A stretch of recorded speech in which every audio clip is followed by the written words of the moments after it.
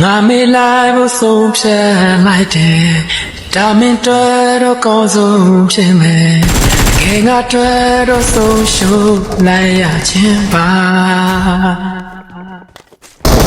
ရင်နဲ့ရှိသမျှပေးဆက်ခဲ့တယ်ငါဆိုရှိသလောက်ချစ်ပြခဲ့တယ်ဇလန်းဆုံးတော့ငါတယောက်ထဲပါပဲညိုနေခြင်းများမထားပေမဲ့ပြန်ဆုံးခွင့်တော့ရချင်ခဲ့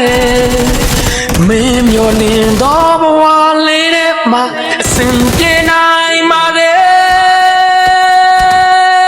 ဒီနေရာဘဝမှာပြောပါတော့ကွာ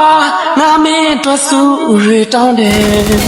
နေရာကွေးမှာပြန်ဆုံးတဲ့ခါရှင်တိုင်းပဲ